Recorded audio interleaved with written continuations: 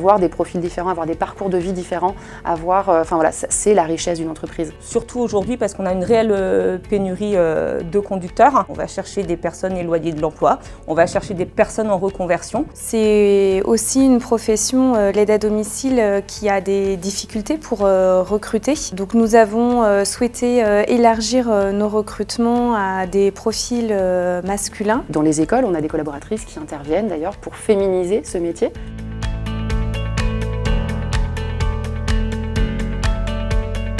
Le point de départ pour recruter des profils différents, c'est notamment que l'aide à domicile est une profession à 98% féminine. On a eu une vraie problématique de recrutement il y a 2 ans. On avait vraiment un manque de conducteurs. On a décidé à un moment donné, en tout cas, de recruter une personne en interne qui sera chargée du recrutement. Donc c'était une chargée de sourcing et qui nous a aidé à voir différemment les choses, à nous accompagner, savoir comment on lisait un CV, savoir comment recruter. Ça fait partie de notre culture d'entreprise en fait, d'avoir des parcours différents. Notre culture d'entreprise repose sur la libération des potentiels, sur des valeurs fortes, respect, solidarité, intégrité. Et on a toujours eu à cœur en fait, de recruter des personnes sur leur savoir-être. Ça a toujours été la priorité. Une personne qui a nos valeurs, respect, solidarité, intégrité, ça c'est la priorité dans nos recrutements.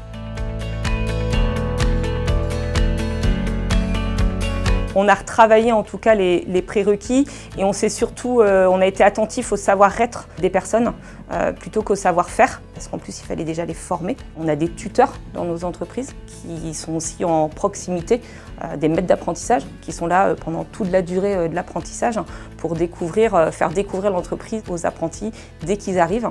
On a des partenariats, on a des actions de communication qu'on n'avait pas auparavant et on a d'ailleurs un centre de formation aussi dédié à l'apprentissage qui a été mis en place et qui va perdurer et qui va être relancé dans les prochains mois. Aujourd'hui, on travaille principalement avec Maison de l'Emploi, Pôle Emploi et Cap Emploi.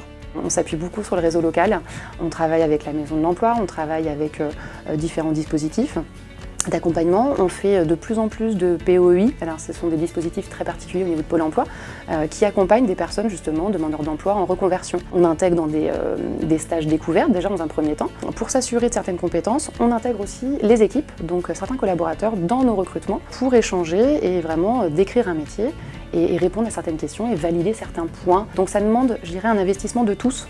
Donc c'est là où il y a une vraie sensibilisation au niveau de l'équipe, au niveau de l'entreprise.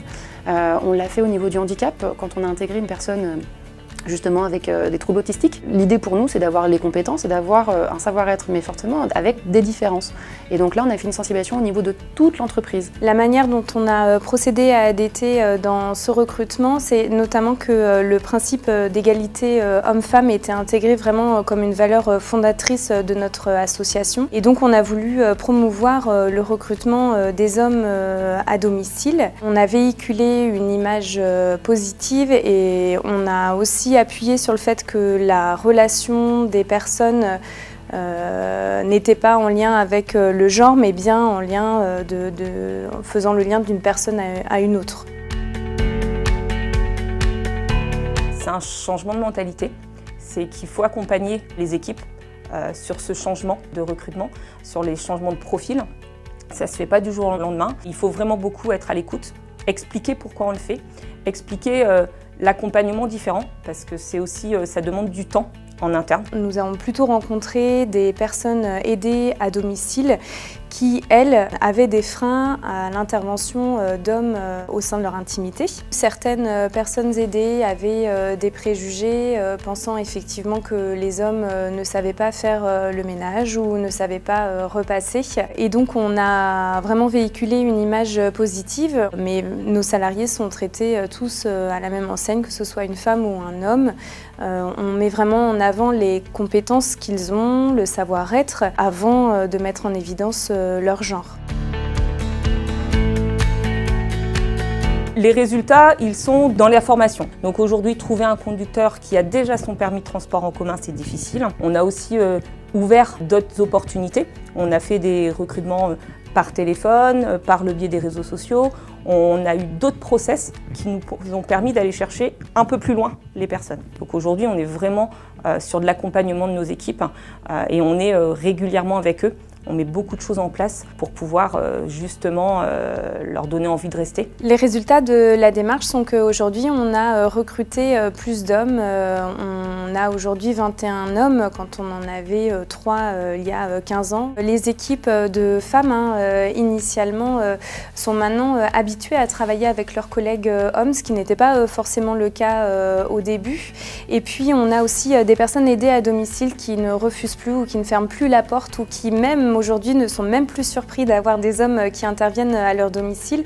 Donc ça, c'est vraiment une belle réussite.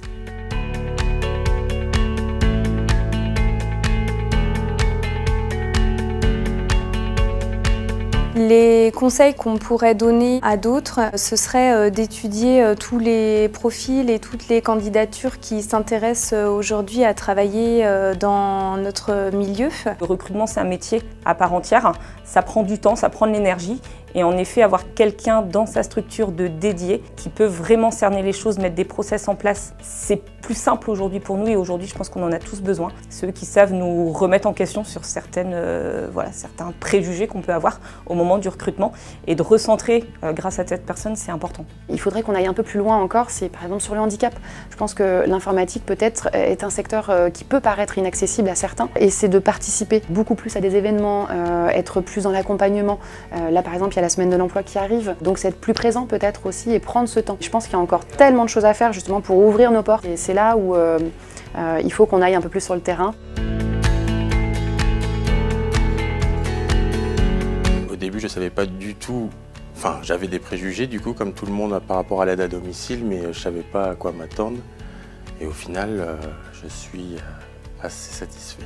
Qu'on soit un homme ou une femme, du coup, toutes les compétences qu'on a apprises, que ce soit au boulot ou dans notre côté perso, on peut les apporter dans notre métier d'aide à domicile. On peut composer avec notre savoir-être et savoir-faire. La reconversion, c'est un premier pas, mais il y a beaucoup de travail derrière, il y a beaucoup de choses à apprendre. J'ai eu du travail qui a été à la fois personnel et aussi Sid m'a aidé en me proposant des formations, différentes formations. C'est apprendre une nouvelle manière de penser et puis bien évidemment travailler, passer des certifications pour pouvoir attester des compétences. La difficulté, c'est déjà de penser au nouveau métier que l'on va faire, c'est-à-dire que, par exemple, faire une découverte commerciale n'est pas la même chose que faire un atelier avec un client. Mais en cherchant un petit peu sur Internet, j'ai vu les opportunités qu'offrait l'entreprise Transdev. La chance est venue à moi parce que j'ai vu l'annonce de Transdev, j'ai postulé et puis j'ai été accepté à la suite des entretiens. Le fait est qu'ils proposaient justement cette formation-là, c'est-à-dire pour pouvoir passer son permis, moi c'est ce qui m'a motivé principalement. Le fait de passer par une formation, je pense justement que c'est une chance parce que ça permet d'avoir une ouverture encore plus large sur le métier plutôt que d'intégrer directement une entreprise et de commencer sur le tas. Le conseil que je donnerais à une personne qui souhaiterait faire une reconversion, c'est de s'accrocher parce qu'il y a toujours des hauts, des bas et d'y croire. Il y a aussi une part de travail qui est énorme, mais c'est aussi pour avoir que du bonheur après, quoi.